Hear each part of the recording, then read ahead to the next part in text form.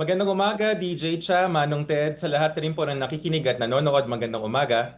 Good morning po. ASEC, malinaw na sinabi po ni Secretary Ted Herbosa na nasa crafting po kayo ng guidelines for the MAIFIP. So by February po ito lalabas. Ang malinaw, kapag natapos po yung guidelines, ano na po yung magiging bagong sistema sa ilalim ng MAIFIP? Totoo bang wala na talagang role ang mga politiko dito po?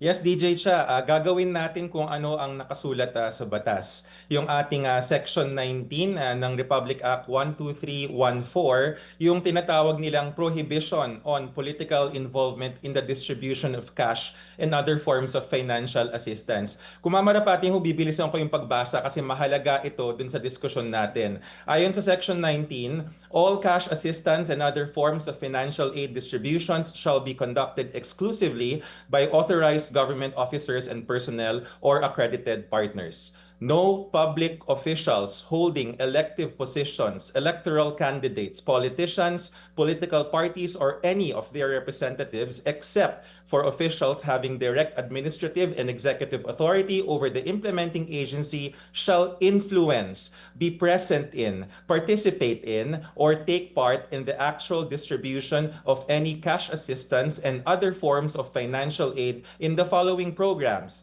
protective services for individuals and families in difficult circumstances, tulong panghanap buhay sa ating disadvantaged displaced workers, medical assistance to indigent and financially incapacitated patients program, and other similar government financial assistance programs. No political signage, branding, paraphernalia, or activity shall be displayed or conducted within the distribution area. The national government agencies responsible for distributing cash assistance and other forms of financial aid shall establish, formulate, adopt, and enforce mandatory requirements, protocols, and reporting mechanisms to ensure strict compliance with this policy. The Joint Congressional Oversight Committee on Public Expenditures shall monitor agencies' compliance with the requirements of this general provision. Bale, DJ siya, Manong Ted, ang pinakamalaking pagbabago dun sa ating guidelines, papasok ho ito. Kailangan nating tuparin yung nakalagay sa batas,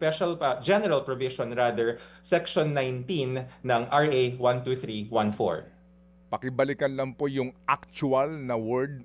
May actual dyan na word na pagbabawal. Go ahead. Ito po.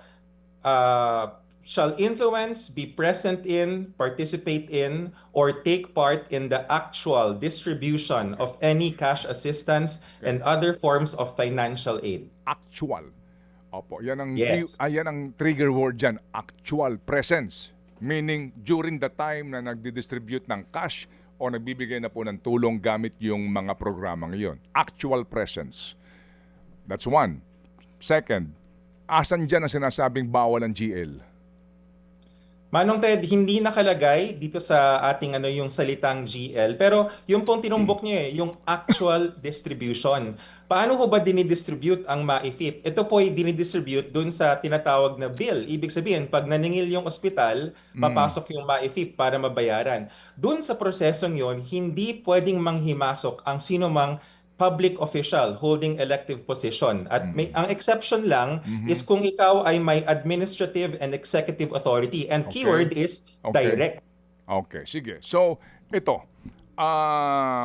Ano ba ang itsura ngayon ng GL? Yan muna ho ang maganda rin vis-a-vis that particular provision sa GAA. Ano ba itsura ng GL? Halimbawa, okay, may isa akong hawak na GL dito. Okay, ito po yung detalye ng DOH guarantee letter. Okay, pangalan, contact number, GL code, and then assistance, hospital bill, laboratory, medicines, procedures. Amount, ito po yung halaga. Ito po yung itsura ng GL na dadalhin ng pasyente doon sa DOH hospital na magiging garantiya nga na meron na po siyang pagkukunan ng pambayad sa ospital. Opo, itong GL na ito, bawal na ito ngayong ilabas ng mga mambabatas sa kahit na sinong Pilipino. Manong Ted, kung pwede ko kong tanungin, yan po bang hawak nyo ang letterhead ay Department of Health? Hindi po. Ito po yung nanggagaling sa mga tanggapan ng politiko, congressman man o senador. Ito po yung basically, iba-iba sila ng format. But dito po, Ang importanteng hihingiin sa iyo yung GL code. Yung pong ating existing, yung kasalukuyang umiiral na patakaran, yung DOH Administrative Order 2025-0011. Sa katunayan, wala pong role ang guarantee letter ng politiko. Ito ho siguro yung isang kalituhan, no? Pag binuksan niyo po yung AO na yun at lilinawin namin sa panibagong lalabas na AO or IRR na sinasabi, yung importante dyan, yung katagang DOH issued. Opo, meron pong guarantee letter ang DOH. Dahil sa prinsipyo po ng garantiya, kung ang isang ahensya ang may hawak ng budget at siya nagpapatupad, pwede siyang mag-issue ng guarantee letter. Pero tulad nga ng sabi ng ating kalihim, Secretary Erbosa, kung ibang tao or ibang entity at hindi DOH yung nag-issue ng guarantee letter, hindi po tama yun. Opo, pero bakit tinatangkilik ng ospital? Kasi ito po ang katotohanan. May isang pasyente na nakapila sa heart center at ang pinaghahanda ka ng 800,000 pesos para sa open heart surgery. Ang pasyenteng ito maninikluhod sa kung kani-kanino para makakuha ng ganito pong uri ng komunikasyon. Dadalhin niya ngayon ito sa heart center para patunay na nakalikom na ako ng halagang ito, yung iba akin na lang ang gastusin. So ito po Sa katunayan, Go Opo, ahead. sa katunayan, Manong Ted, hindi nga nila kailangan pumunta doon sa iba-iba pong mga politiko dahil yung mismong social worker ng Heart Center, registered social worker, ay may access po sa MAIFIP ng DOH. Heart Center being a DOH hospital, nakikita po nila yung budget. Ang kailangan lang pong isubmit doon po sa lumang guidelines is isang ID, of course, para sa identity, tsaka yung bill. Tapos yung social worker on-site ay gagawa lang po Okay. kasalukuyan ng tinatawag na case report. Meaning, ito po yung interview, titignan kung anong estado sa buhay at iba pa. Opo. Pero yun nga po sir ang sinasabi po ninyo, pero sa kabilang banda po ang nangyayari nga itong aking ikinikwento hango mismo sa actual na mga pangyayari. So kung atin pong sasabihin ngayon, Doktor, na sige, wala na itong GL ng mga politikong ito, hindi dapat ino-honor yan, mali yan, hindi tama ang prosesong yan. So kung dito po sa aming po mga GL na nakalap, may kanya-kanyang halaga. Meron pong nagbigay na 15,000, meron pong 80,000, depende po doon sa gustong ibigay ng tanggapan ng mambabatas. So ngayon, kung hindi ito, sino magdedesisyon kung magkanong ibibigay na guarantee doon sa pasyente, magkano ang ibibigay po na tulong at sino magdedesisyon kung itong pasyenteng ito ay kwalipikado o hindi, assuming lang na ang lalapit ay hindi indigent o middle class. Magandang mga tanong yan, Manong Ted. Dalawa yung tanong. Unahin ko sa ikalawa, sino ang magpapasya kung eligible or hindi? Yan po yung ating registered social worker. Ang registered social worker o tinatawag rin na medical social worker ay isang professional. Meron pong lisensya yan mula sa PRC. Trained sila, edukado at may board exam kung paano tumingin at kumilatis ng tao kung talagang siya ay mahirap at karapat-dapat o nagpapanggap lamang at hindi naman. Kaya sila yung merong professional responsibility to do that. Marami ho sila, Manong Ted. Ito yung mahalaga. Walang political affiliation yan, professional po yan, at hindi rin sila tumatakbo for any elected position. Yung sa unang tanong, kung magkano ang pupunta, yan naman po ay may mga approval levels yun. Dun sa ating existing MAIFIP AO, hindi ko lang kabisado, pero something like pag up to 250,000, dun yata sa hospital na-approve na eh. Pag tumaas lang yon, aakyat siya sa regional director ng DOH, I forgot the exact amount, something like 1 million or so. Tapos pag lumampas pa ho doon, aakyat dun sa supervising executive committee member, yung USEC na in charge. Tapos kung lumampas pa ng I think 2 million, Manong Ted, ang Secretary of Health po nagde-decide. So, importante ho na makikita yung bill at dun sa bill magbabase kung magkano ang kailangan. Opo. So, dito po sa mga social worker natin na trained kaninyo, are you familiar sa kanilang mga panuntunan? Paano masasabi na ang isang lumapit sa kanila, hindi po indigent, hindi yung klarong-klaro na talaga namang zero dapat nga walang babayaran, yung middle income earners. Ano ang hihingiin sa kanila? Ano ang mga dapat na patunay na kailangan nila ng tulong pinansyal? Yan ang hindi ko po masasagot, Manong Ted, kasi nga professional ano po yan, meron silang specific training and criteria na ginagamit for their evaluation. Sa pananaw po namin lang, ang nagsasubmit na sila sa amin is yung kanilang tinatawag na case report. So yun po yung basihan namin at parang ano yun, kumbaga yung mga doktor na lisensyado, pag sinabi nilang itong taong to ay may sakit, on the power of their license, we have to trust them. So baka maganda ho sila, tanungin natin kung paano nila ginagawa. Yun nga po. Kasi ngayon, sir, ang nakakapagbigay ng kalituhan nga sa atin, hindi naman po masama, di ba, na magkaroon ng gantong programa para sa nangangailangan. Pero sino ba? Ano ba identification ng nangangailangan ng kwalipikado rito? Kasi po sa ngayon nga, yung iba nagsasabi, okay na ako dyan sa GL ng politiko, at least napapakinabangan namin yung politiko sa aming lugar. And then, dito kasi sa amin, ang gusto nilang mangyari, mamalimos ka sa kalsada para maituring ka na mahirap at matulungan. Yan po yata dito ang mahirap natin ma-identify ngayon. Yung social worker, sa kanyang personal, sariling opinion, plus yung guidelines nyo, na ito, paano kung nakita niya may kotse, yung pumunta doon, di kotse. Di ho ba, ang iyo bang tangkilik doon? Hindi, can afford naman to, may kotse. Pero yung kotseng ito, hulugan pa ito, hindi nga nababayaran. Mga ganun pong bagay. Manong Ted, yan po yung opinion, but hindi lang basta-basta opinion, professional opinion ng social worker. Ang hindi ko kasi namin na masagot ay kung pupunta dun sa mga opisina ng politiko, hindi rin ho talaga namin alam kung sino nagde-determine. Baka yung iba sa kanila may mga social worker, pero baka yung iba wala po. Pero sa loob po ng ospital, uniform po yung requirement na isang lisensyadong social worker. At hindi ko ho talaga masagot, Manong Ted, kung paano nila ginagawa kasi kasama sa kanilang professional practice po yun. Opo. Sige po. So sa ngayon po, sir, dito po sa inyong bubuuin pa lang na ma-IFIF guidelines na ito, sino po ang bubuo nito at ano ho ang partisipasyon dito ng mga civil organizations na may issue po sa ma-IFIF kung sakasakali man? Magandang tanong, Manong Ted. Sa katunayan, kaya rin ako nagpa-video ngayon, hawak ko yung draft eh. So, this is already a start of a public consultation. Siyempre, hindi natin i-line by line, no? Kasi limited time tayo.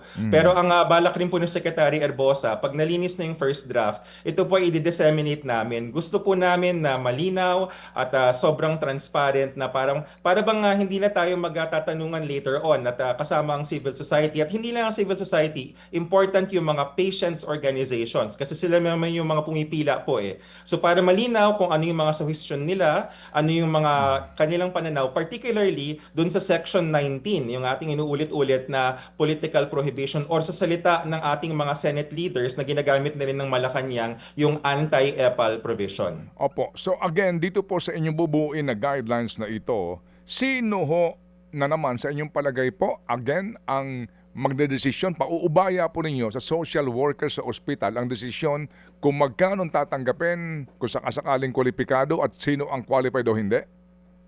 Ang registered social worker ang titingin sa eligibility, hawak rin naman po niya yung kanyang bill, yung bill rather, ng ating pasyente. Doon po natin makikita kung magkano ang kailangan. Doon sa naririnig-rinig nga po namin, baka yung hawak yung GL na hindi naman galing sa DOH, parang hindi ba tayo magtataka, baka yung mga amounts parang uniform, round numbers, no? 10,000, 50,000, 100,000.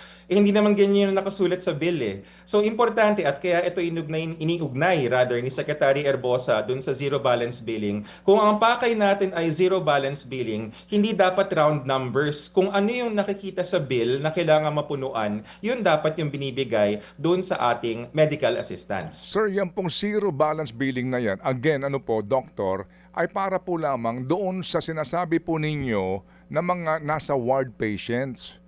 Practically, yan po yun. Di ho ba? Mismo si Secretary Ted Erbosa nagsasabi ho sa hearing ng Senado na kapag kumuha ka na ng private room, hindi ka nakasama dyan. Di po ba? Ang dami po nitong mga gantong kaso. Halimbawa, ito, specific po ito. By the way, yung binabanggit nyo na round number, may hawak ako dito, Malasakit Program Office, DOH. Round number po ito. Yes. Opo, itong nakalagay dito na remaining balance, ano po, round number po ito, wala din pong butal. So, ibig sabihin po, again, ano po, mawalang galang lang, yung binabanggit nyo po na zero balance billing, relevant to this na dapat hindi round number, baka po ito doon sa mga, halimbawa, immunocompromised patient. Ito po, ito actual case, may cancer. Opo, may breast cancer. Ngayon, dahil sa sinasabing doktor niya, huwag kang magpapa-ward kasi immunocompromised ka, mapapadali buhay mo.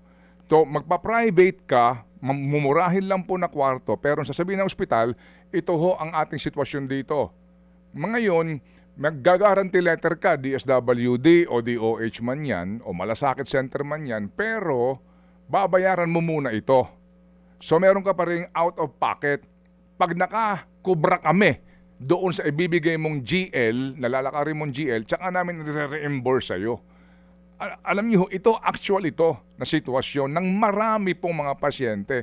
So Doc, again, hindi ho namin masakyan yung zero balance na yan para po sa usapin ng mga middle class o kaya po yung immunocompromised na mga pasyente na nauobligang kumuha ng private ward, private room. Manong Ted, opo, natanong po yan kahapon sa presscon na kung saan si Secretary Herbosa mismo nagsabi, sa private hospital, pwede pong umabot hanggang sa semi-private. Sinabi po niya yon. Ang ayaw lang natin is yung mga suite, yung mga malalaki. At doon po sa sinabi niyo, magandang tanong rin po yan, paano kung merong tinatawag na communicable disease or immunocompromised yung pasyente? Na-pick up rin namin yan, Manong Ted. Bilang mga doktor, nakita namin yung provision ng kasalukuyang AO, parang hindi malinaw. So kaya ako tumitingin pababa yung actual draft. No? Again, pwede magbago pero ito yung current language. Ang dating AO nakalagay lamang, up to semi-private or shared private or equivalent on the following conditions. Patients with communicable diseases, those immunocompromised, or any clinical condition requiring isolation as certified by the attending physician. Manong Ted, sa totoo lang, naaabuso rin minsan yan eh. Kasi baka mamaya sabihin, ay, kailangan mo ma-isolate, dun tayo sa large private ganyan. So, pinasok po namin ang isang qualifier para malinaw to. In which case, the patient may be admitted to an isolation room or equivalent accommodation with pertinent infection prevention and control measures and still be eligible for MAIFIP. Ako po yung nag-graduate mula sa PGH, yung mga ward po ng PGH, and I'm sure yung mga DH hospitals, kahit basic accommodation, meron niyang tinatawag na isolation ward or isolation room. At pwede po silang ilagay doon, basic pa rin po yun, zero balance bill pa rin po yun. Opo, pero sir, alam niyo kasi ito hong gantong usapin, hindi siya ganun kasimple, hindi siya ganun ka-ABC di ba? Alam niyo yung bawat isang kaso, iba-iba practically. How do you simplify all of this? Kasi uulitin ko lang po, again and again, yung zero balance billing na yan, walang problema yan. Sa mga indigent patients, klarong-klaro po naman yan. And marami po nagsasabi na yan po ay napapakinabangan nila. Ang hirap po dito sa mga nakakausap natin ay yung pong nasa middle class. Sila po itong nagrereklamo na sila na ang nagko-contribute, ang direct contributor, sila pa ang napaka-menos ng serbisyo po mula sa DOH at sa PhilHealth. Hindi pa po pwedeng isimplify po lamang ito para clear na clear lang po. Criteria for eligibility, documentary requirements, checklist po ng cases allowed for availment, and yung pong procedure and period of processing yung hospital payment. Kasi nga po, napaka-komplikado itong sinasabi nyo doon sa semi-private. Oo. Ano ibig sabihin nun? Sa dalawahan, tatluhan. Paano Opo. po, paano again pong sabihin na hindi pa rin pwede sabihin ng doktor, wala nang bakante. Di ba? So ngayon, ikaw ng pamilya, mauobliga ka, mangutang ka para may pambayad ka ng isang private room na payak lang naman. So hindi na qualified ka agad yan. Hindi po, Manong Ted. alam mo doktor, I hope you get what I'm talking about. Yes, Kasi nga po ngayon yes. sa nakikinig sa atin, ito ang kanilang karanasan eh. Opo. At naririnig po namin yung karanasan na yan, kaya nga po pinasok natin yung qualifier.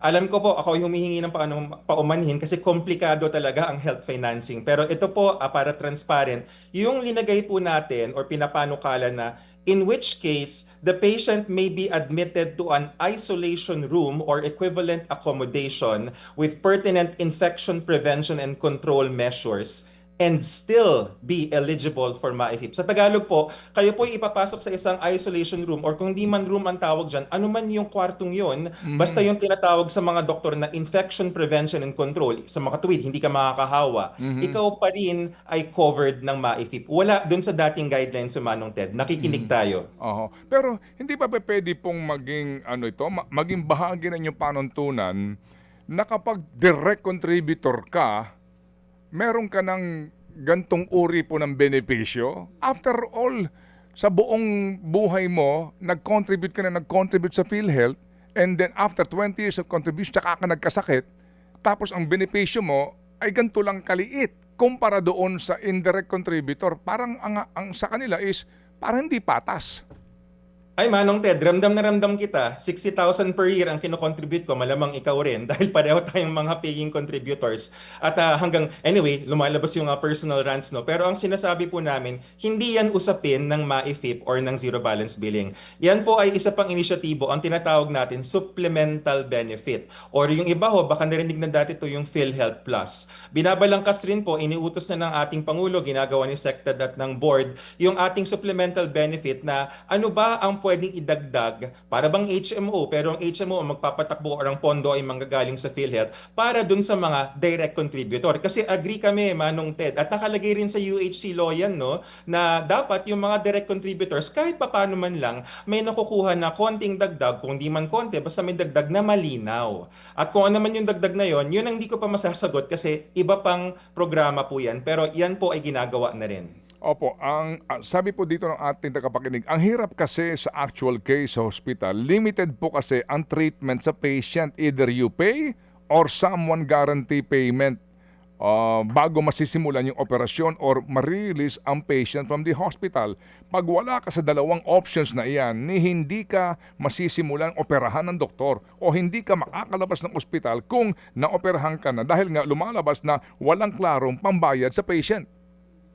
Pakiwari ko, Manong Ted, yan ay sa private hospital kasi bawal yan sa government. Pag ginanyan po kayo ng government hospital, sabihin nyo sa DOH, iimbestigahan natin. Now, alam po natin na ganyan ang practice sa private. Kaya mahalaga po na pag tayo ay pumunta sa private, required po ang private na magkaroon ng 10% ng kanilang mga kama para sa mga service or charity wards na sinasabi. Kung gusto nyo po ng libre, pwede hong tanungin yun. Now, kung sabihin nila na puno at kayo naman po ay hindi infectious disease, remember, pag emergency po ang kaso, hindi rin pwedeng i-hostage ng ospital ang kanilang intervention kasi may ibang batas, yung tinatawag na, I think, hospital detention law yata or something like that, na hindi pwedeng ipagkait ng ospital ang kanilang serbisyo kung emergency po.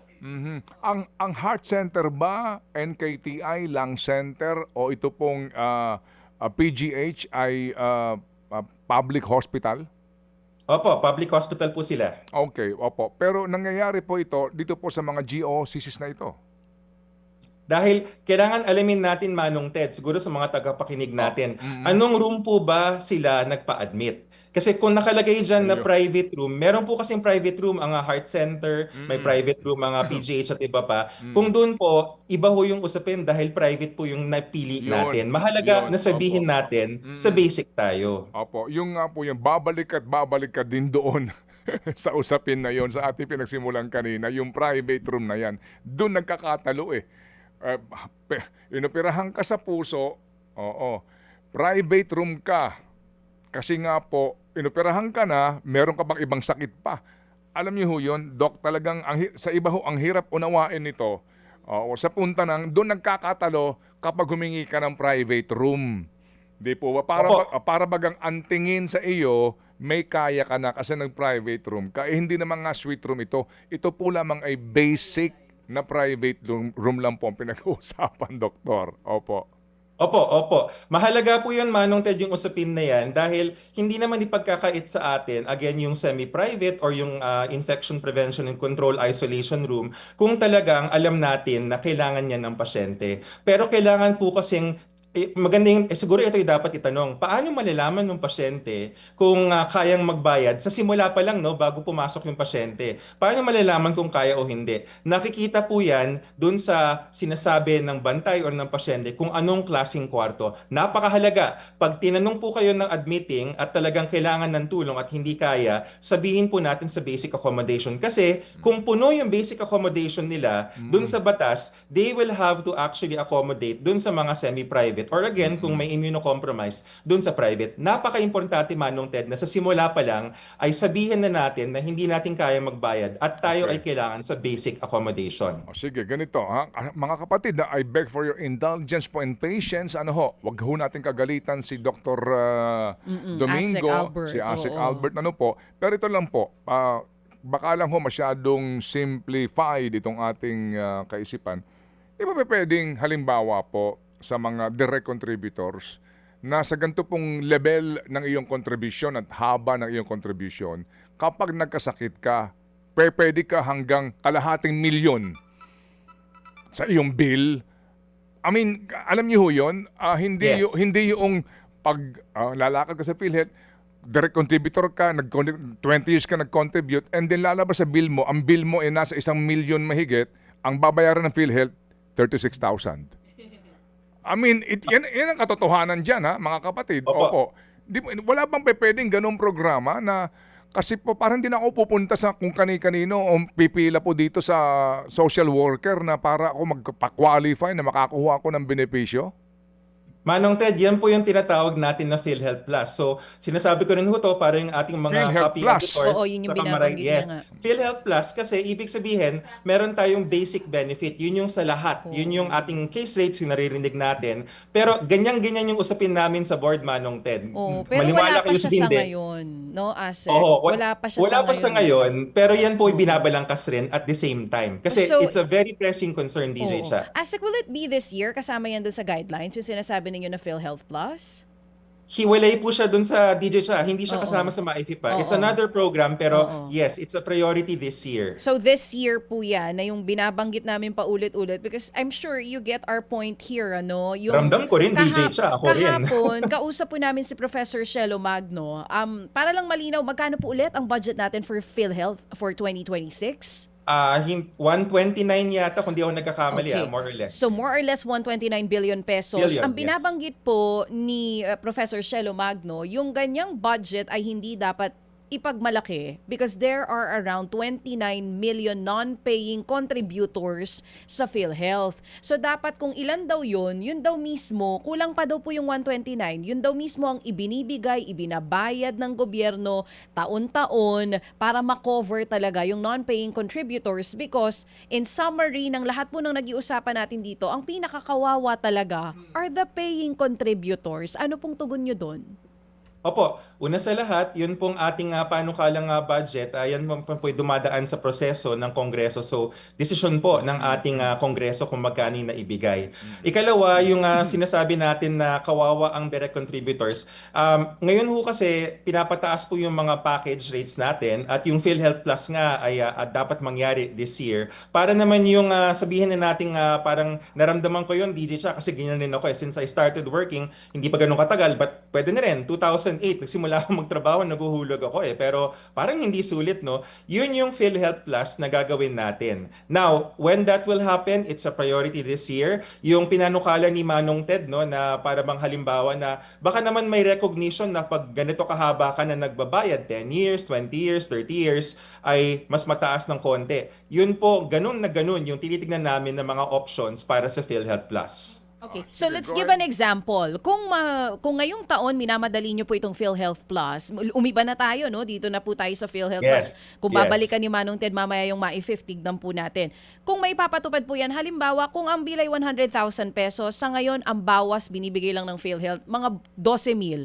Magkano na po ang magiging sagot ng PhilHealth doon kung yan man ay maipatupad na ngayong taon? So may mga panukala tayo na gumagamit ng termino na maximum benefit limit. Alam natin yan mula sa mga HMO, di ba? Yung MBL. Na ano man mangyari sa'yo, basta ikaw ay nasa isang ospital na accredited ng HMO hanggang dito. Yung dami, yung pinaka-amount ng maximum benefit limit, yan po yung tinitimpla. At kaya na-excite ako, DJ Shai, kasi yung ganyan-ganyan diskusyon na parang pag ikaw ba ay 10 taon na nag-contribute at malinis naman na record mo, talagang nagbabayad ka every year, no? Baka pwedeng dagdagan ka ng MBL. Sa halimbawa mo, DJ Cha, kung hanggang 20 lang yung sinagot sa 100,000 na bill, Hindi baka nga po mamaya umabot, yung 12,000 lang. 12,000 po ako. 10, Personal, 12. personal experience ko po yun. Nung ako po ay nanganak, yung bill Nanganak ka pala? Oo. 10, char! Nung huli ko pong panganganak, more than 100,000 yung bill. Pag-check ko po ng PhilHealth, sabi ko, halak, haro Diyos ko, 12,000 ang sinagot. So magkano na po pag may PhilHealth Plus? Yan ang hindi pa natin masasagot yung numero, DJ Cha, kasi depende yan dun sa actually. Okay. Pero Opo. itataas lampas, definitely lampas malamang dun sa 12,000. Hindi lang natin masagot kung ano yung eksaktong numero. Sige po. Sir, again, itong ma-fifth ninyo na guidelines, ngayon po kayo magkakaroon ng consultation para dito sa inyong bago at revised guidelines. Gaano katagal at sino-sino ang inyong kukonsultahin?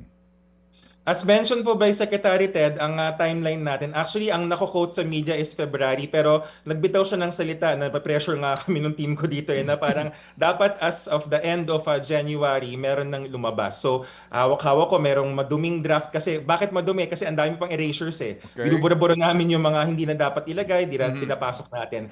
Target natin yon, which means in the next 1 to 2 weeks, pag nagkaroon tayo ng clean working draft, yan po ay i-release namin publicly at mag-set up tayo ng sabihin na nating online portal. Pwede rin sa mga ganitong balitaktakan no, na parang kung ano yung mga comments ng ating publiko ay ating tatanggapin. Will you consult ito pong grupo nila Dr. Dance, ito pong mga health advocates na ito na naglalabas po ng kanilang nagkaisang saloobin? General consultation, Manong Ted, kahit sino po ay pwedeng magbigay ng kanilang inputs. Kailan kayo magpapatawag ng public hearing po dito, so to speak, as in invitation for all concerned na lumahok po sa isang malayang diskusyon? Dahil gusto nating lumabas kagad ang guidelines at alinsunod na rin sa procedure sa administrative law, hindi po actually required ng isang matagal na public hearing. Baka mamaya magkaroon pa tayo ng parang blue ribbon na matagal.